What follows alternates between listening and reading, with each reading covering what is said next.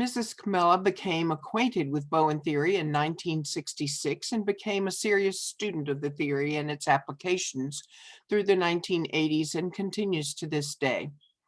Her focus has been the eighth concept of Bowen theory, initially called societal regression by Dr. Bowen, but in more recent years called societal process.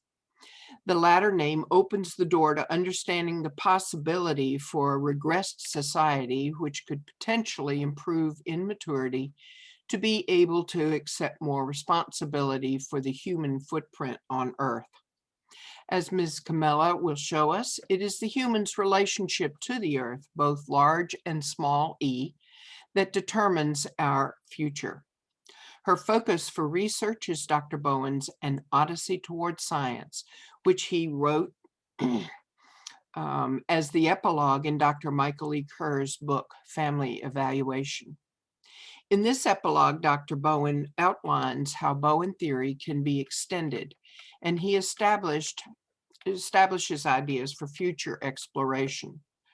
Toward this effort, Ms. Comella has presented and written extensively on a clearer understanding of the human's place in the scheme of all of life. She served as a faculty member at the Bowen Center for a number of years and presented at a number of symposia and conferences over the years. She also speaks at other network meetings, especially in New England, Pittsburgh, Chicago, among other places, including Hong Kong for the Second International Conference on Bowen Theory. As a non-clinician, Mrs. Comella has found Bowen theory to be an essential component in expanding her ability to think more clearly about her own nuclear family, family of origin, community work systems, and the human species as a part of all Earth. Mrs. Comella lives with her husband on the Eastern Shore, and they have one married son and granddaughter. Let us welcome Ms. Comella as she presents Possible Steps Toward Fostering Harmony Between Societies and Their Sustaining Environments. Welcome, Ms. Comella. Mute. Well, thank you very much for that introduction, rather lengthy. And the title of the presentation is Possible Steps Toward Fostering Harmony Between Societies and Their Sustaining Environments. As I point out, this is a heavily modified version of one of the presentations that I've made. This one, a modification of the spring conference in 2020, Creating a Climate for Change. Next, please. I'm just going to say next. Oh, and so tonight's presentation grows out of the chapter I wrote, Extension of Bowen Theory to Include Natural Systems of Human Societies and Their Sustaining Environments, for the Handbook of Bowen Family Systems Theory and Research Methods, Systems Model for Family Research. I do hope this was magnificent. I don't mean my chapter, but I mean the work that Mignonette Keller and Bob Noon did to pull this handbook together is, I just find really wonderful what they did. So I'm grateful that we have something like this to carry us further afield as we explore with Bowen theory. Next, please.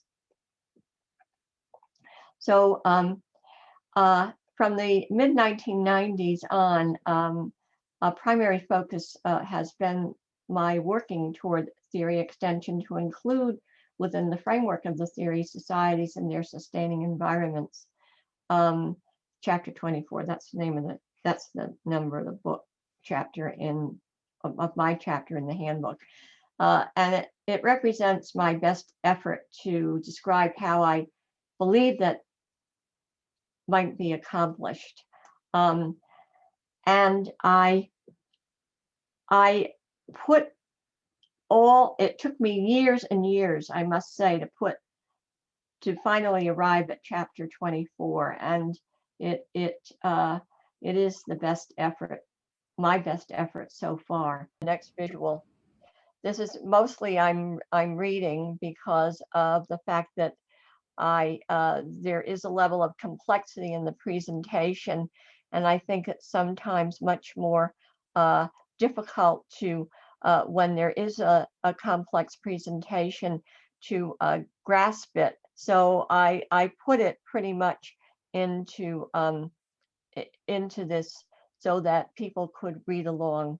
And what, let's go on. Let's go on, please. Ellen, if you, next slide. So I want to, this is getting into the heart of it.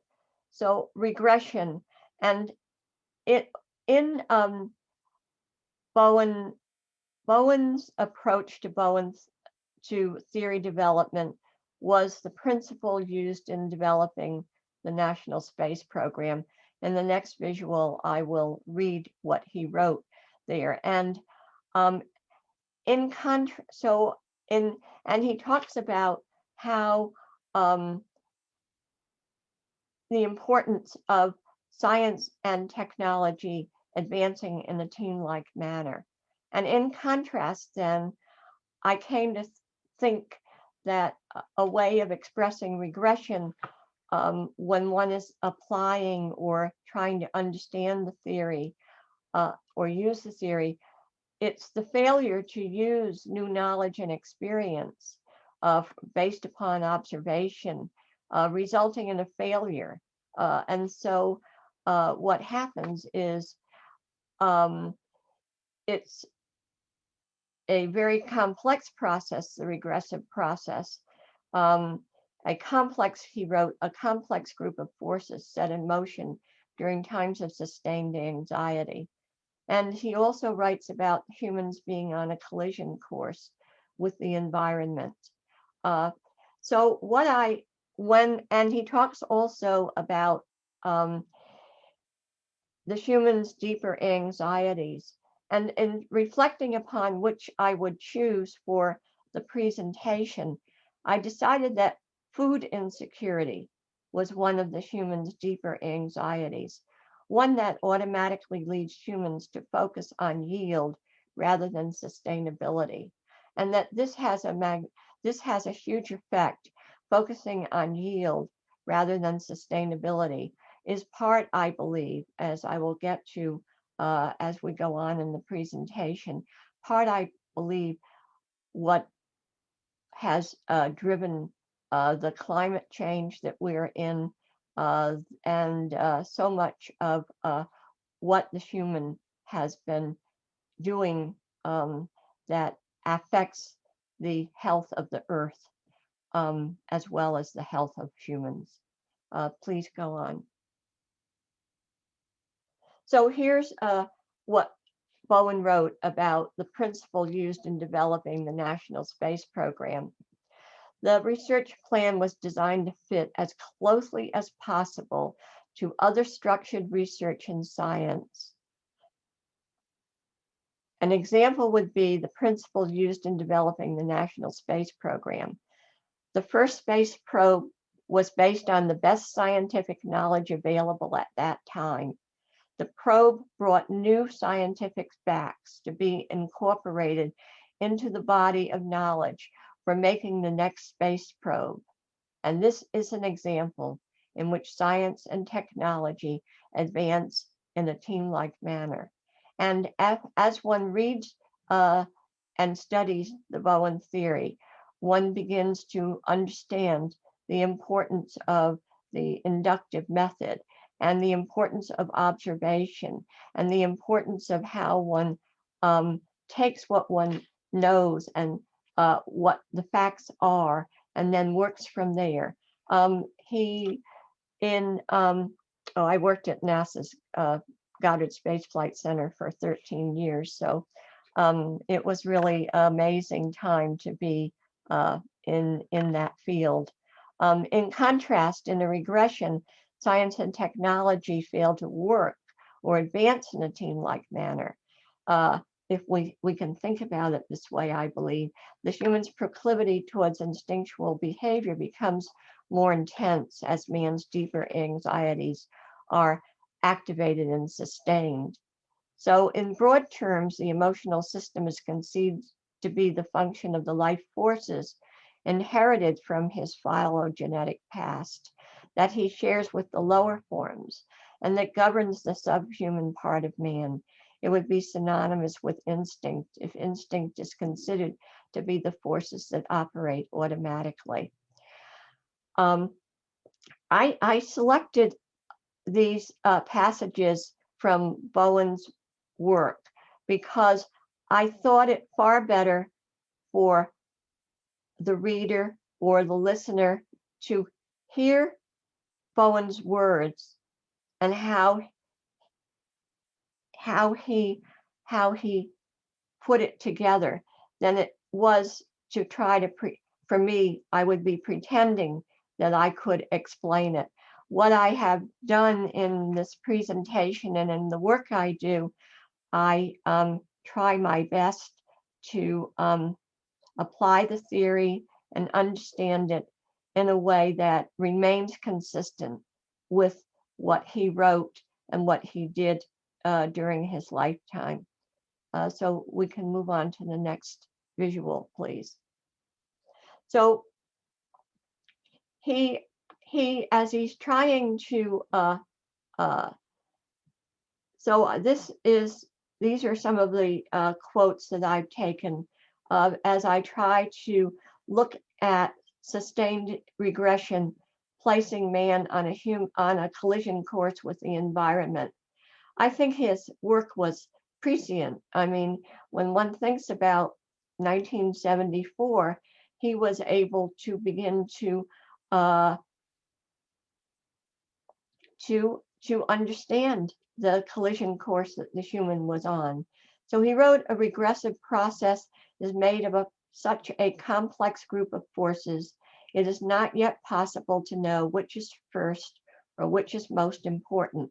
The overall process is set in motion when man is exposed to a certain kind of sustained anxiety.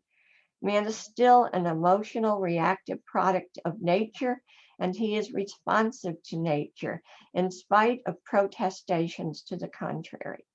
The anxiety that starts regression appears to be related more to a disharmony between man and nature than to a disharmony between man and his fellow man, such as war. And these are taken from Family Therapy and Clinical Practice. So he goes on in another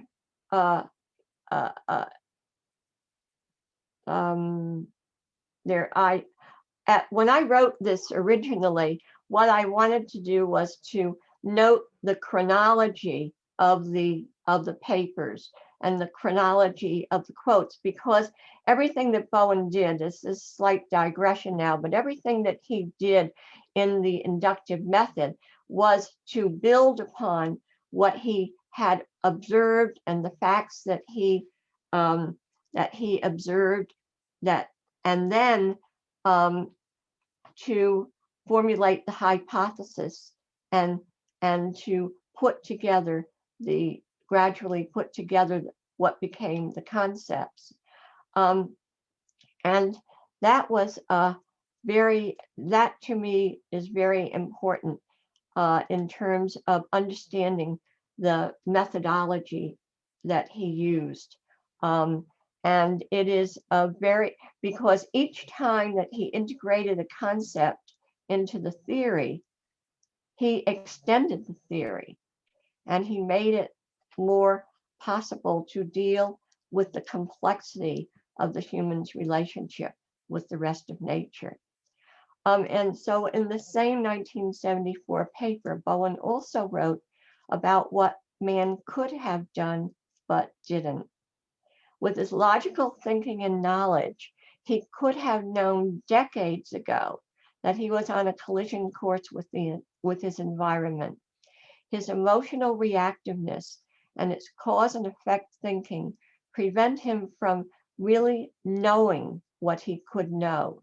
He has been a cause and effect thinker since he first began to look for reasons to explain the world and his part in it. Now, in the past decades, he has had some notion that systems thinking also applies to himself and his own emotional functioning. But in an emotional field, even the most disciplined systems thinker reverts to cause and effect thinking and to taking action based on emotional activeness than objective thinking. And the human's proclivity toward instinctual behavior becomes more intense as man's deeper anxieties are activated. So I sat for quite a long time thinking, what are man's deeper anxieties? And this is, again, a slight deviation. But when I became a serious student of Bowen theory and encouraged by his suggestions about what I might read, I did read a fair amount in the animal literature.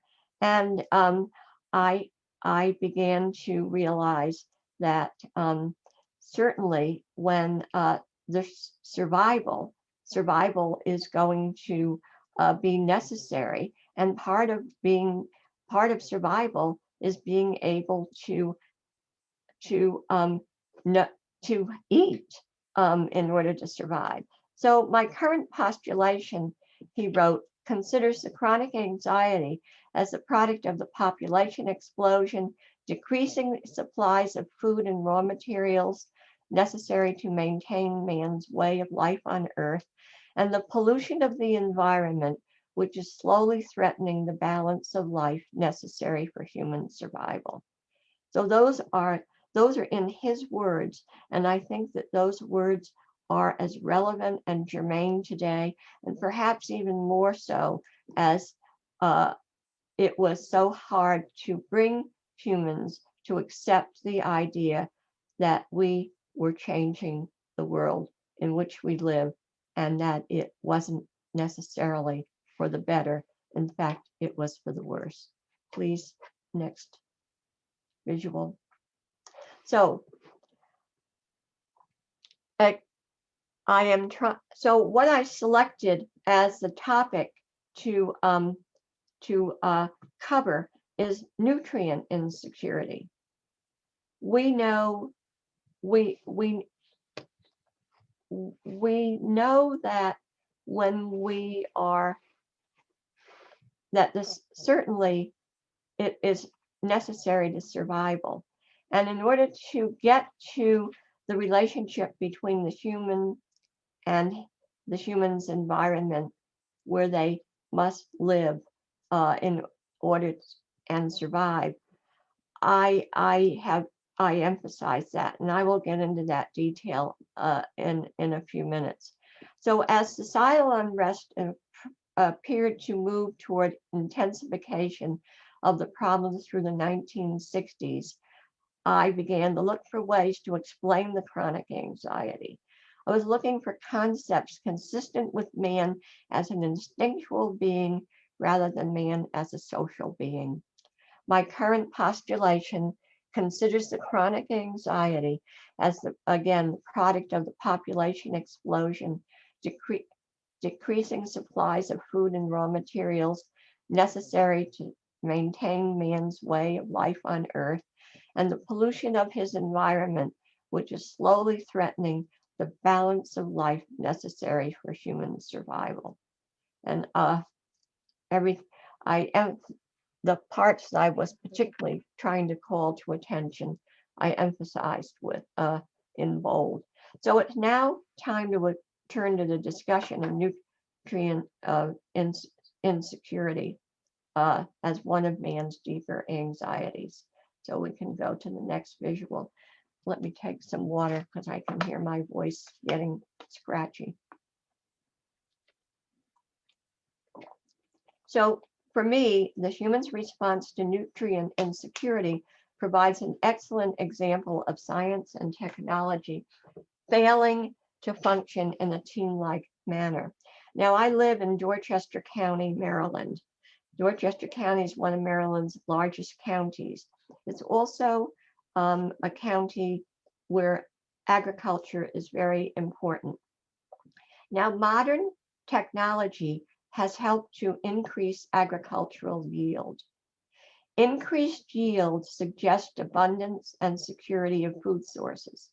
It is easy to become preoccupied. Now, this is the way I'm thinking. So I'm not trying to prove the theory. I'm not trying to explain the theory. I'm trying to explain how I try to use Bowen theory in working on problems such as this. So increased yield suggests abundance and security of food sources. It is easy to become preoccupied with yield and overlook the sustainability of technologically created yields that fail to take into account new knowledge, that is science, about the human's impact on the earth. Perhaps it is ignorance of the fact that the yield may be at the expense of sustainability. Nature responds with symptoms, and this is where living in a rural environment and having the opportunity to work on environmental problems, such as I do now when I can, I think that we can begin to see that nature responds with symptoms to which humans often respond as if blind or indifferent or ignorant of the interdependencies between human life and the rest of nature. They might not know that the earth is the sustainer of terrestrial life, including that of the human. Next slide, please. Now here, I have turned to the work of Daniel Hillel, an internationally known agronomist, and his book, which I found marvelous. I couldn't understand all of it, but it laid it out so simply. Soil and the environment, crucible of terrestrial life. The words just stand with me and sit with me and carry me into a different way of understanding the human's relationship with the rest of nature. So may I see the next slide? It will include it. The first paragraph here is what I wrote based upon what I understood of what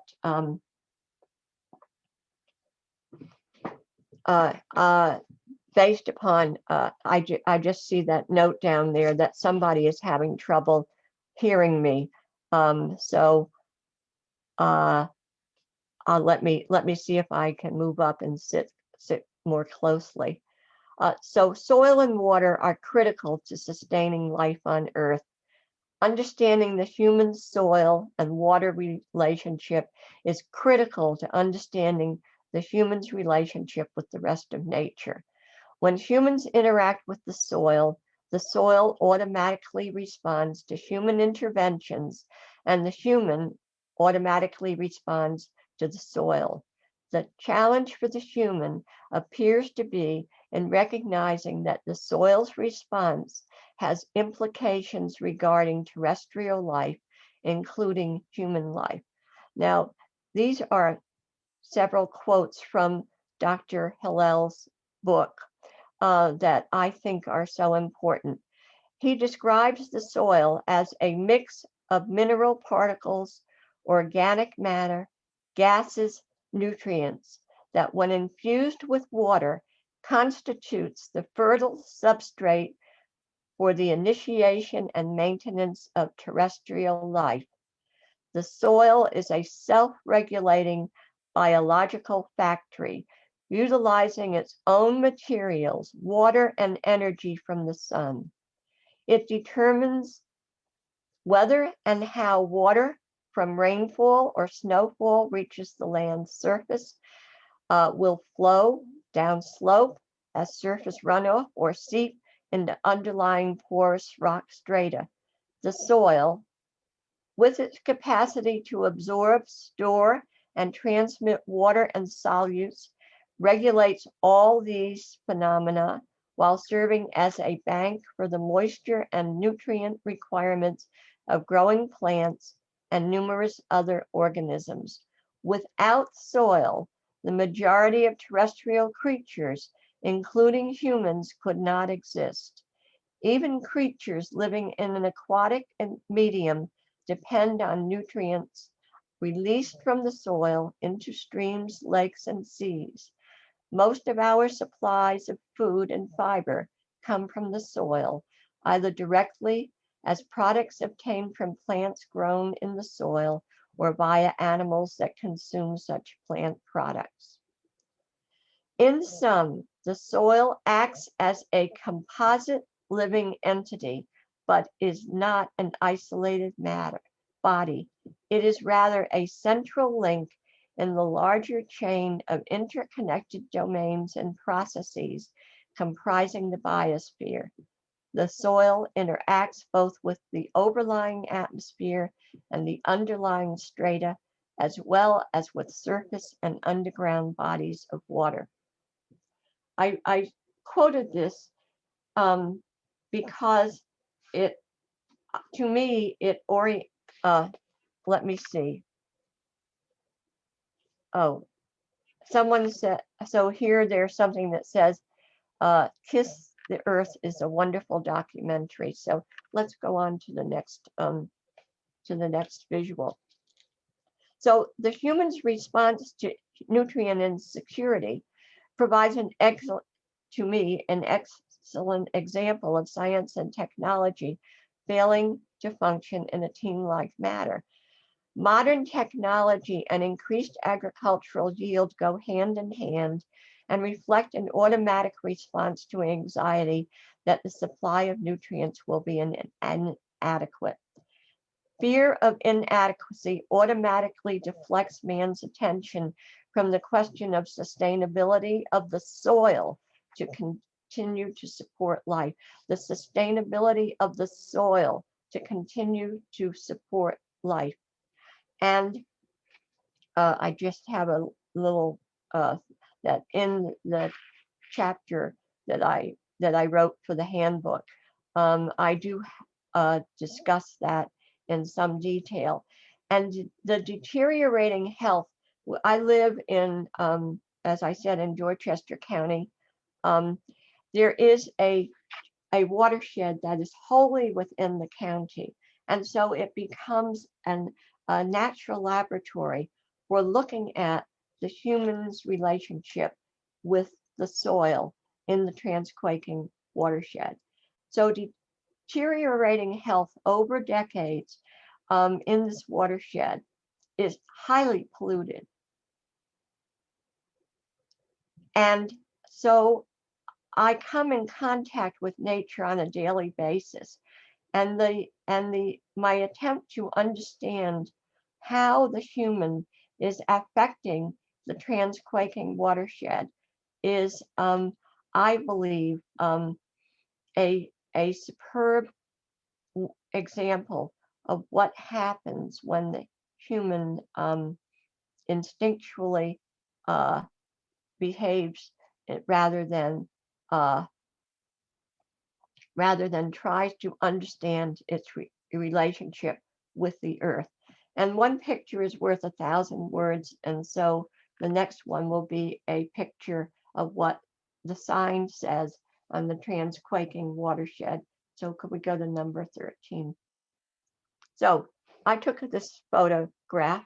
It is along one of the places where you have access to the river. And here it says, warning, harmful algae may be present. Now, if the algae blooms are visible in the water, an unnatural yellow-green color, here's what you have to do. You have to avoid swimming. Don't drink the water. Clean the fish well and discard the guts. Avoid areas of algae scum when boating. Now, it goes on to say, you're standing right at the water's edge. Contact your doctor or veterinarian if you, a family member, or a pet experience sudden or unexplained illness that may be a sign of exposure to harmful algae. And for more information, they give you a helpline and they tell you how to get medical attention. So I think This bespeaks what humans can do with the health of the transquaking watershed, which was once a place where fishing and all of that was so important, and it was an attraction, but that has all gone with the way the human has treated that watershed. So let me continue. So agriculture is important to the economy of Dorchester County, with heavy reliance on technology again to increase the yield. Commercial fishing is also important, so in addition to yield, pollution is also produced, as Visual 13 well illustrates. The amount of pollution allowed is regulated. Careful study of the regulations, however, and I have, with the work I have done over the course of my career, I have worked in a regulatory climate and have actually developed the framework for certain regulations in certain areas.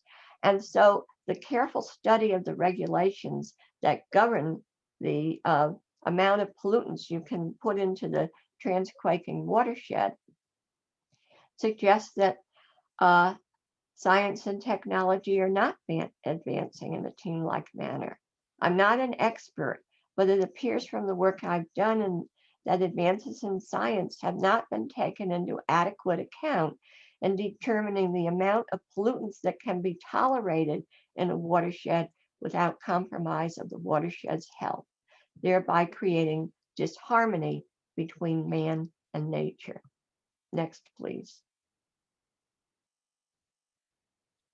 So in 2012, I was trying to develop a beginning theory of society as an emotional system using the theoretical framework of Bowen's family systems theory. And what inspired me to do that sort of work was, again, what he wrote, the possibility that the theory had been brought such that it could develop a beginning theory of society as an emotional system. And so that stimulated me to focus on environmental questions. And societal level emotional systems can be of any size. Navigating larger emotional systems successfully presents significant challenges, as I will get to shortly. Structural complexity in terms of numbers of triangles and interlocking triangles comprising the emotional system of interest provides a measure of possibilities for intensification or movement of anxiety through an anxious system. Structural complexity also affects the capacity to maintain emotional contact with all parties comprising the emotional systems. Judging and in managing the intensity of emotional process, which within structurally complex natural systems, and in picking up a good starting point, these are all ways in which I have been trying to think, how in the world can one begin to conceptualize what it means, how to employ the theory when the human is on a collision course with nature. So successfully doing so requires attainment of a solid understanding of the triangle as the basic building block of all human emotional systems, and a solid understanding of how to use the triangle to manage complexity through a process in which one actually deconstructs the emotional system and then reconstructs it step by step so as to maintain emotional contact with all parties to the reconstructed system the whole time it is being reconstructed. I discussed this in chapter 24, which is what I wrote. But the first serious steps that I took toward operationalizing my understanding of the triangle began while I was serving as vice consul in the U.S. consulate in the middle, in the Azores, a group of islands in the middle of the Atlantic. The workplace survival demanded that I do this in order to begin to navigate the triangles and interlocking triangles. And so I have, and as I progressed in my career, I began to use the triangles not only in the way that clinicians use it, but actually to figure out how to deal with very complex emotional systems and how to use the knowledge of the triangle as Bowen laid it out to actually deconstruct a complex emotional system, find the common ground in which to proceed, and then begin the work of maintaining contact as the system was reconstructed. So next visual for me, please. I know this is very complex, but that's why it's written out, because it would not be possible to absorb this by just listening to me. So the most significant leaps forward when I began to try to understand the collision course with the environment and nutrient insecurity and how to write about it came at the Department of State when I learned the importance of using small incremental steps to advance understanding of how the triangle could be used to manage the complexity in large social systems. I did a lot of negotiations with multinational in the multinational arena, and so it became very important to figure out how you could actually use the triangles in order to begin to manage the complexity of these large systems. And again, the move to Dorchester County in 2007 has been of huge, huge help in helping me to understand the meaning of the human as part of all life on Earth. So without knowing that fact of man's deeper anxieties, grasping it at a deep level, I believe it wouldn't have been possible for me to do that if I had not Bowen's theory to assist me, nor would it have been possible for me to grasp the interdependencies between the human and the earth that sustains human life. Next, please. So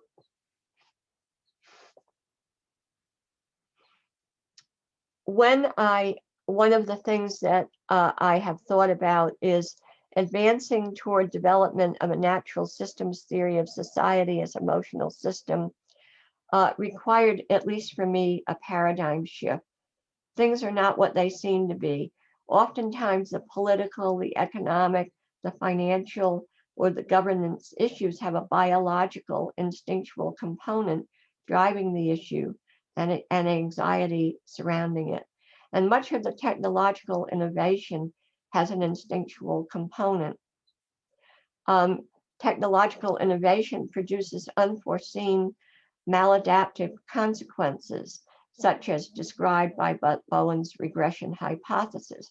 And one of the traps, I think, in the technological innovation that we see happening is that the pressure gets put on it to see the advantages of implementing the technology without first examining sufficiently what the maladaptive consequences might be. And so, again, living in the rural environment has helped me to see this very much and to study societal questions that flow from the insights. Could we please go on?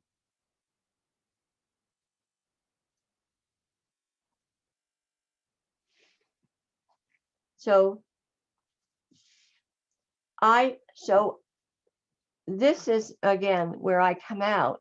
I believe that natural systems of societies and their sustaining environments are large and complex and involve reactivity factors between humans and their sustaining environments. In some, they too are emotional systems. And in the 1972 paper, Bowen described two ways of functioning in an emotional system. In his description, he used the term familiar, and I interpreted that to mean referring to a familial system, but I believe it goes beyond that.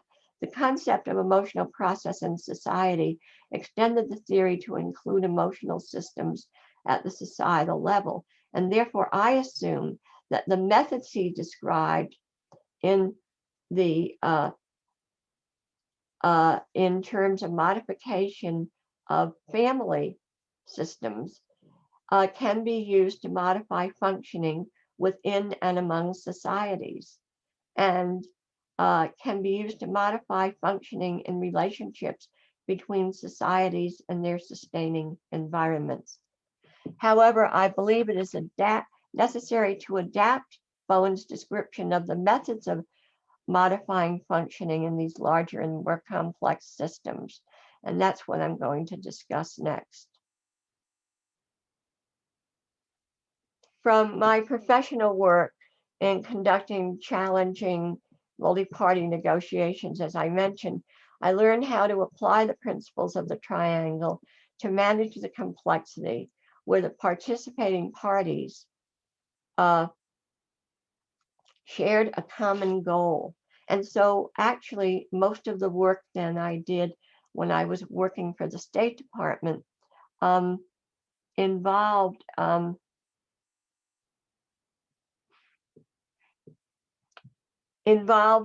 finding the common ground and then building and then consensus-based work, and went in terms of step-by-step building a consensus that ultimately would result in a way in which the countries could interrelate with one another and begin to address problems. And one of the deeper anxieties in the with the breakup of the former Soviet Union was nuclear terrorism.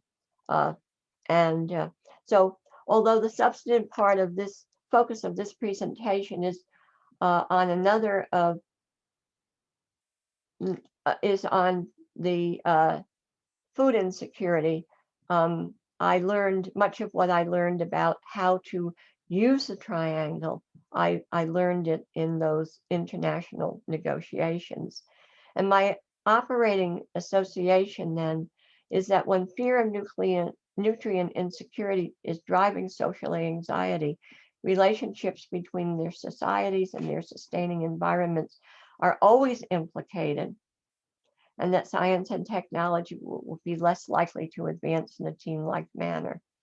The result will be some degree of disharmony in the human's relationship with the rest of nature. In particular, disharmony can occur whenever technology is used to solve the problems of scarcity, and the methods employed do not take into adequate account the importance of maintaining the health of the soil and the health of the water and air, essential to sustaining life on Earth. So let's go on again to the next one. So I'm now going to get to an illustration regarding use of triangles in managing complexity in large social systems. And I consider this description of the Chesapeake Bay as helping to sort of understand how do you consider the complexity when it's composed of an enormous number of sub or sub-sub or sub-sub-sub watersheds. So a key question is, where does one begin? So for this, in studying the Chesapeake Bay and its watersheds, at the top, I think, is where one begins. Does one ask, where should one begin? Is that the totality of the watershed, or state by state, or county by county, or local zoning board by local zoning board, or sub-watershed by sub-watershed, or at the level of those most affected, that is, at the grassroots level of society? The Chesapeake Watershed extends over 6 states and encompasses more than 64,000 square miles. 22 of 24 Maryland counties are in the watershed, including Dorchester County. The counties of the watershed cover many physiographic provinces, which means a tremendous diversity of local industries and economies, many of which are extractive. Many planning and zoning decisions are made at the local level, within the constraints of federal and state policies, laws, and regulations. There are always competing priorities and interests, and no decisions can be made without trade-offs. In a regressive society, the focus ends up on the near term and not on the long term. How does one then choose the triangles to begin the search for a common goal that will enjoy consensus? And so how I have tried to address these questions are discussed in the slides that follow.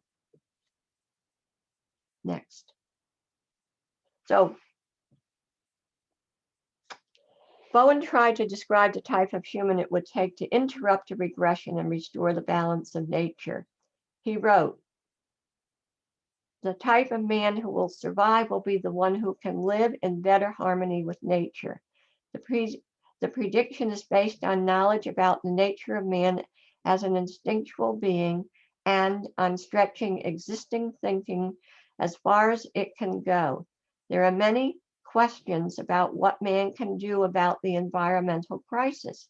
The thesis here is that he might modify the future course if he can gain some control over his reaction to anxiety and his instinctual emotional reactiveness, and begin taking constructive action based on his fund of knowledge and on logical thinking."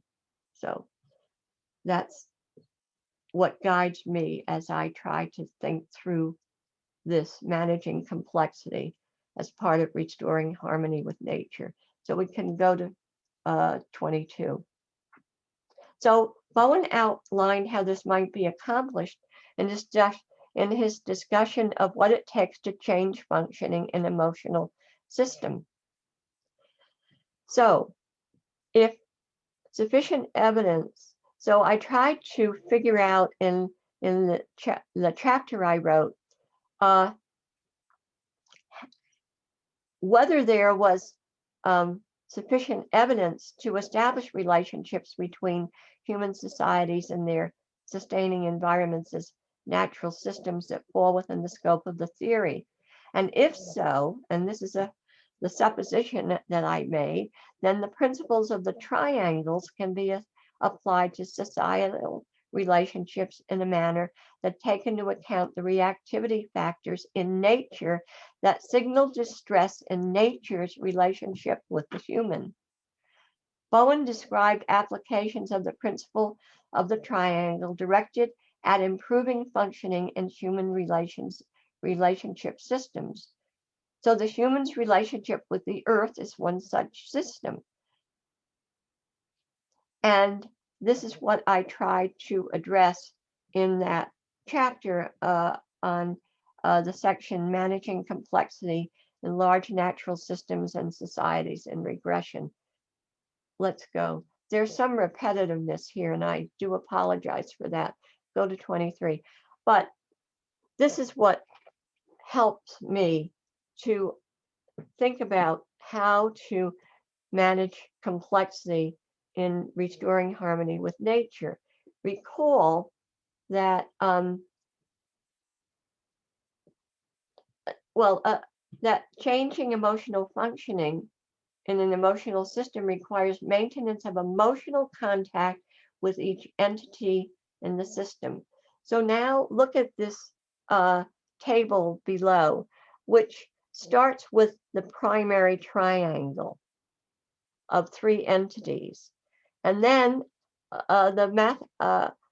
using a mathematical formula to compute the number of interlocking triangles comprising the system when n is greater than 3. That's what I did here.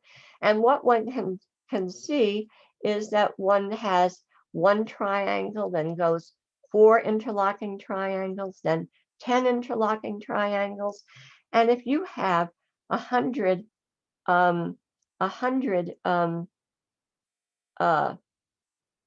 entities involved, why, you have 161,700 interlocking triangles. So you have a huge mess on your hands when you were trying to think of how you can pull together, say, build a consensus. So let's look at the next visual. So this is sort of how I began to think about, oh, all right, in the work I did, how do you pick a good starting point?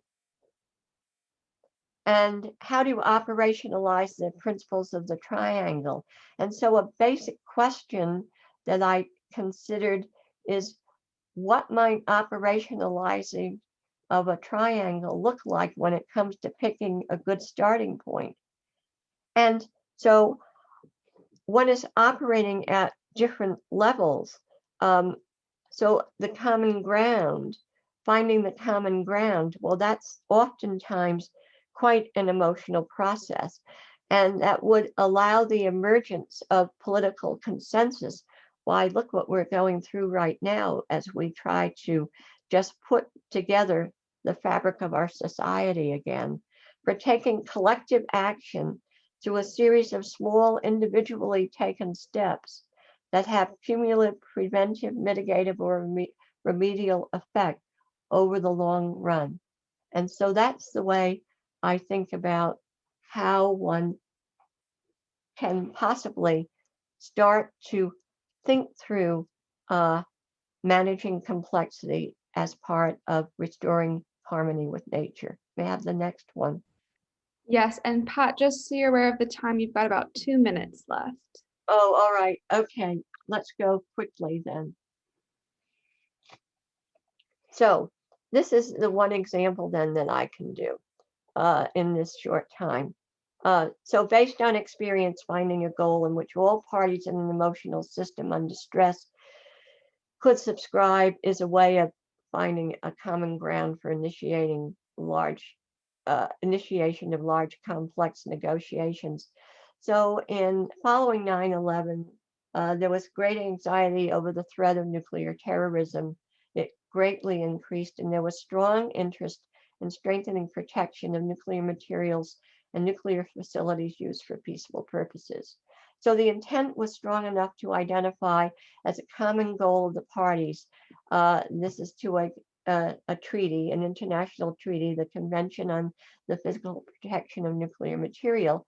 However, there was tremendous variation in how strengthening should be done because you had very small countries that were not wealthy and very large countries that had very large nuclear facilities, for instance, to generate electricity. So it took about 15 years to amend that convention. And I used the inductive method to try to reconstruct. So what I did was I began to try to find the core of the group that would most nearly be able to start with.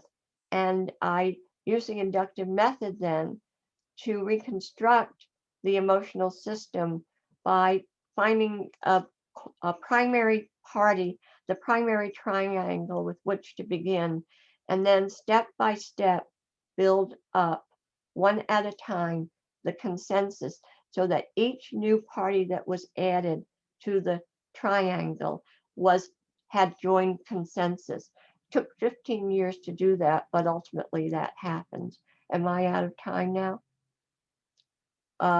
So the rest of it is about the principles of the triangle. Go ahead. We are out of time for the presentation, Right. but PowerPoint slides will be made available for everybody. Yes. And I will, and I included, I believe, in the last visual, my email address, so that if anyone had any lingering questions beyond tonight and wish to get in touch with me, that would be possible. Well, thank you for your presentation, and we will move into the discussion portion now of the evening. So if you'd like to ask a question, we ask that you use the raised hand feature, and we will begin with the discussion.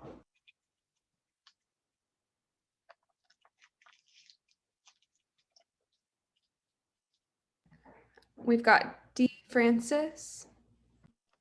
Yes, Francis, it's okay. I guess I'm just trying to really just conceptualize it. So the issue with induction, as kind of, the kind of, how would I say, like Humean position on induction, like we do create a lot of issues when it comes to, the assumptions that whatever past realities or what you build can be problematic for future predictions. And if I were to use an inductive inference, for me, like, looking at, the mistakes of like the Malthusian assumption of, human growth outstripping food production. And the historical kind of inference that came from that was, technology actually being the instrument that essentially addressed it, right? It's like going back to industrial agriculture. So I guess my question is why do you assume that the development of new technology may not be the instrument to help create a resolution? And can you give an example of maladaptive consequences for if we do have technologies that were to answer some of these questions? Well, one, I'm working I try to work wholly within the framework of Bowen theory, and his use of the inductive method. In 2003, a book was published called The Origins of Family Psychotherapy. It was Murray Bowen's work, and it was then cast into this book by Jack Butler, and it was Bowen's research at the National Institute of Mental Health at the National Institutes of Health in the 1950s. And so there is a complete discussion of Bowen's use of the inductive method in this, which I did not have the opportunity to go into tonight. But it is also, if this is, so I'm working within the Bowen frame. Whoops, I'm sorry. I'm working within the Bowen framework, and this is the handbook of, I don't think you can see it very well. It was published early in 2020, and it is literally meant to be a handbook for doing family research using Bowen theory. And the chapter that I wrote contains more description, and I'd be happy to send you a copy of that. But the inductive method that he used, he wanted to use facts. He did not want to, but he needed a working hypothesis, and the working hypothesis was based on fact. And he did not, and then when he thought, and he would build the hypothesis and then structure how he would do the take the next steps and test out so he would test out the hypothesis. If the hypothesis did not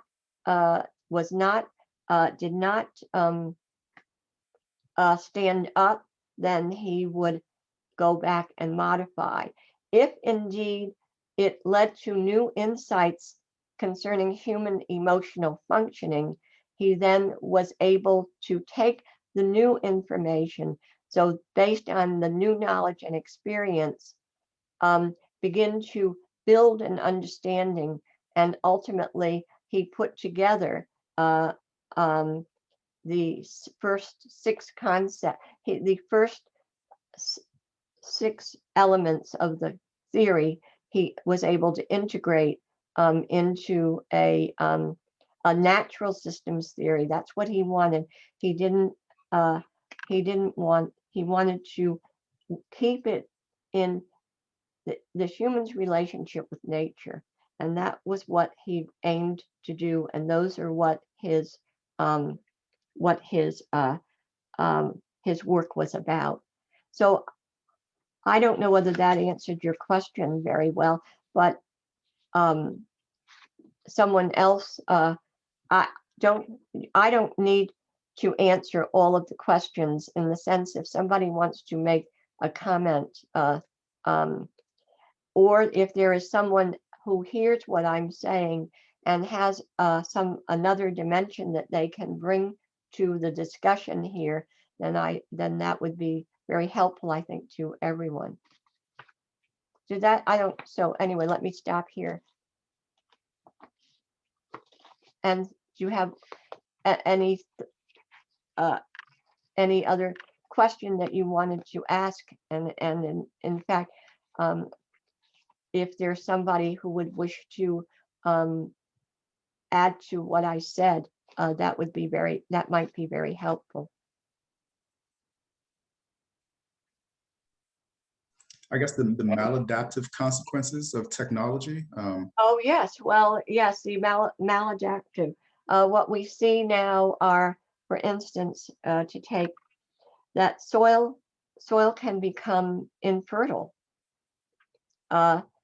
through the way it's cared for. The water that let me see. I'm trying to think of a very good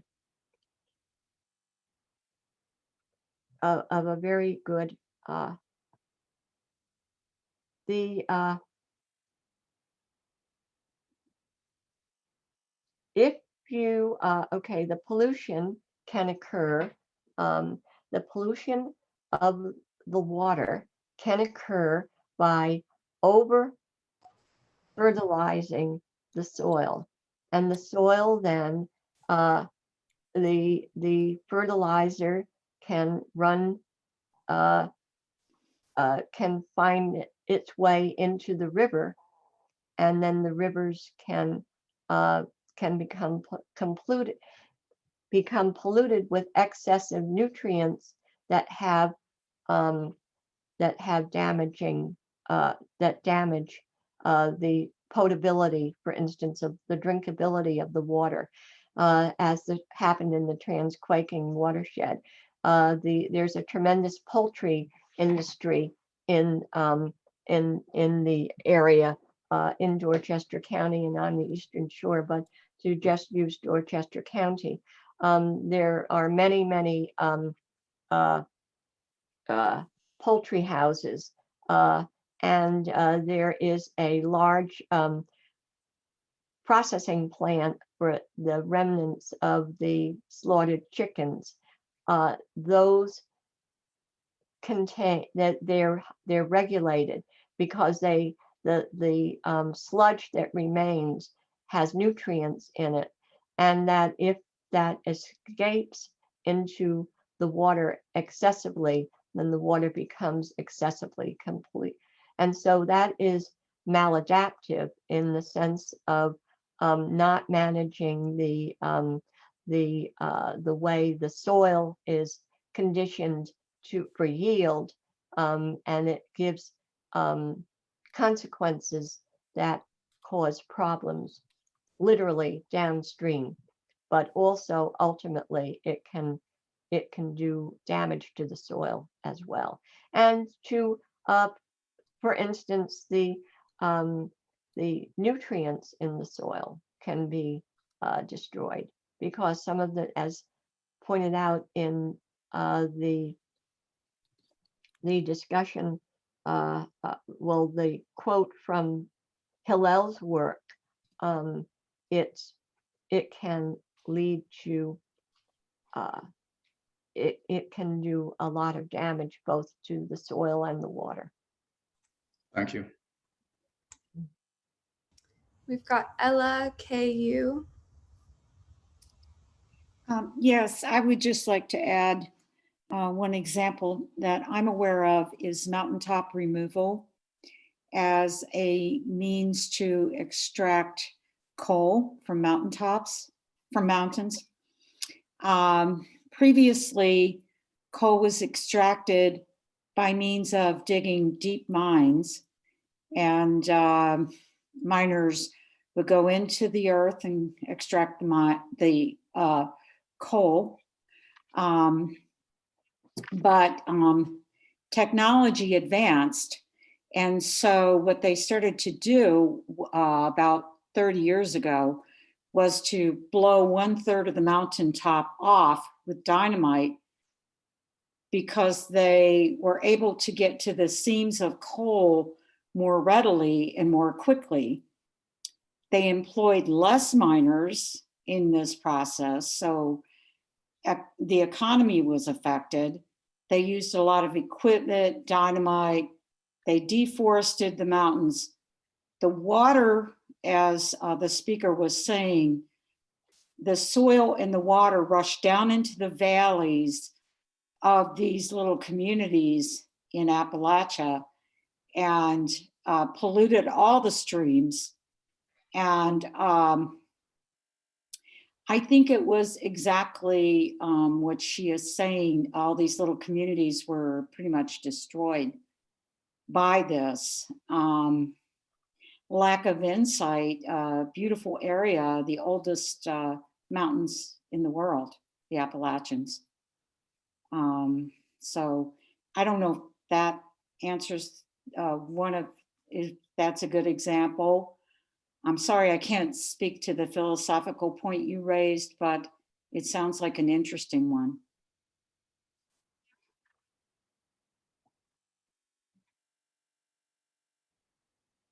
Oh, fracking, I see this one. Fracking, yes, these examples that are being cited are really, again, very clear examples of what the human has done to the earth and how the earth has responded or cannot respond. And then the damage that is done both to humans and to those other living organisms. So are there any other questions or comments on this? I think it was very helpful to go beyond just the limit that I was talking about and focusing on. We could go on with those sorts of they're more than anecdotes. They are facts, and that they show what the human has done to the earth. I guess personally, do you see any technological resolutions to some of the issues that you addressed, or no? Well, the answer to that is, boy, there should, if you do not look at the question of sustainability of what you were doing, then you will, I think, that if one examines, as the lady who just talked about the blowing up of the mountains in order to get to the coal, and then the consequences of that. If one does not consider that part of it, the downside of the technology that they think can effect a near-term improvement, if they do not have a longer view, then it becomes very hard to make the correction. I don't know that it can be done.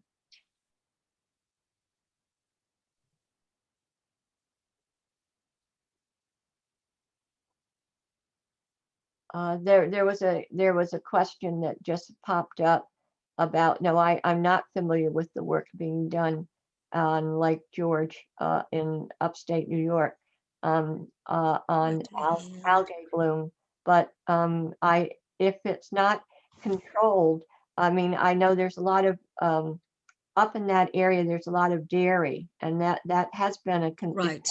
not mistaken, a consideration of great concern over the fact that the animals are coming right down to the water's edge, and sometimes in the water's edge, going into the water, and so they are contaminating the water, which would make a deposit the nutrients that would particularly would foster the algae bloom. I don't know how to use the raise the hand thing other than to do this.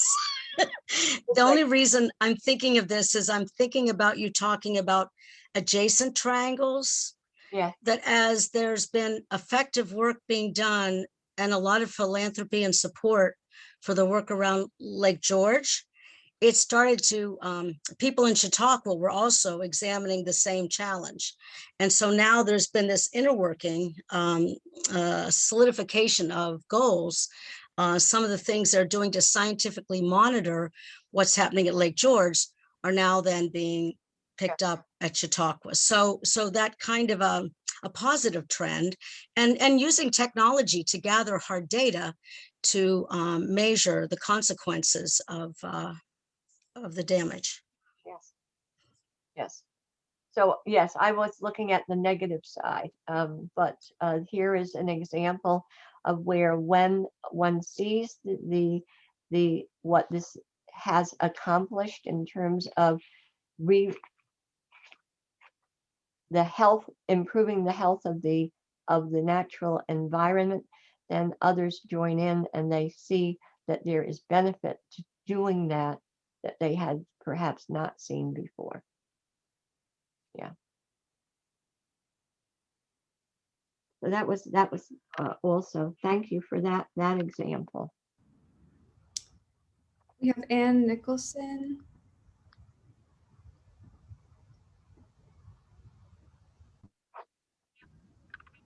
And you're muted. Thank you, Pat. This is really stimulating, and I so appreciate the efforts that you've made over many, many years. But I was thinking as you were talking that one of the things the human is known for is to deny the degree of his interdependency on the other. And we are basically totally dependent on the soil for our survival. But we've taken a one-up position in relation to the soil, that we can control it, or it is there to meet our needs. And a more mature human can accept his dependency on the other and is respectful of the needs of the other, as well as his paying attention to his own needs, and able to balance that in a cooperative relationship. So I think a big part of the problem is whether it be with the soil or technology, is our lack of maturity. If you think of maturity in the context of differentiation, where a mature person does recognize his dependency on the soil and can learn to live more cooperatively with the land on which he is dependent. Mhm. Okay, Joanne Bowen. Yes, very quickly. I cannot find a hand to raise, so I put my own hand up. Daniel Hillel is suggested reading, talks about, and I was looking for the book. It's one of the first ones that he wrote of life. Oh, I can't remember the title, but it's the earliest one. And he goes through the origins of agriculture and early civilization, and he walks through the impact on the life of the soil. It's a phenomenal, easy to read book where you begin to see, the maladaptive consequence of the invention of agriculture. So it's a wonderful book. So it's such an ancient process that gives great depth to the end product of intensive and industrial agriculture. So that's just a recommendation. Do you have the name of the book, Pat? Yeah, I think it's Civilization in the Soil. Yes, it's wonderful. It's superb. Yeah, right. And he goes, and some of the what stood out for me in the Euphrates Valley, that it's never recovered. In fact, you can follow this process in the Southwest, and particularly because the sheep, graze to the point that the plants can't recover. I've used this principle of thinking of the life of the soil in my own work for the Chesapeake, and I can trace it with the emergence of the earliest English agriculture and the intensification. And we can read it in terms of seeing how it impacted the size of livestock, degrading the soil, deplenishing the nutrients. And it's such a long, ancient process that I'm continually stunned at sort of the blinders of understanding the historical process of which we are a part, and we're intensifying it to the point. And, when I've worked with animal bones, and it's become clear that the diminishment of species comes with the commercialization of fishing. And, and I learned recently that the English fished out their rivers in the 15th and 16th centuries. So it's a very old road that we have been on. So that's sort of what I wanted to sort of insert, the deep historical aspect of what we are.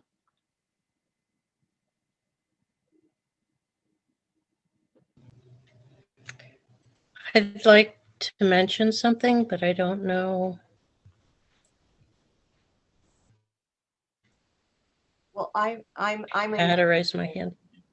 Oh, okay. All right, please. So the documentary called Kiss the Earth on aspects of this, especially about the soil and what we've done over all the years and what we could do to restore our well-being. Highly wonderfully done and very educational. And I think, the younger generation needs to understand where we've been and where we're going. So encouraging that education, hopefully PBS and some of the other places that will give us that is encouraging. Well, that sounds very like it would be helpful. That has certainly a very interesting title to it, and it's something that I gather is quite easily read. Well, it's a documentary on, and it's available on Netflix. Oh, okay. So in terms of different mediums for people learning about change and maybe developing their own careers, yeah, I think we need every resource, the books, documentaries, the technology. But thank you very much for tonight. Thank you very much, Pat. I just want to thank you for most insightful presentation and let you know about tomorrow. And Dr. Ann McKnight will be doing the clinical conference tomorrow, for which anybody who wishes to attend and is not signed up must sign up to do. There is a cost to that, but it is on the process of differentiation. Next month in June, the Thursday professional lecture series will, on June 10th, at 7:30 will be Dr. Carrie Collier, who will be presenting on the Family Unit Functioning Questionnaire, which she has been working on for quite some time, and this is an opportunity for us to hear where she's coming out with it. So please join us again, and thanks again, Ms. Comella, for such an insightful evening. And we wish everyone well. Stay healthy. Good evening. Thank you. Thank you very much. I appreciated this opportunity enormously. Thank you. And I loved and the conversation. I learned a lot tonight as well.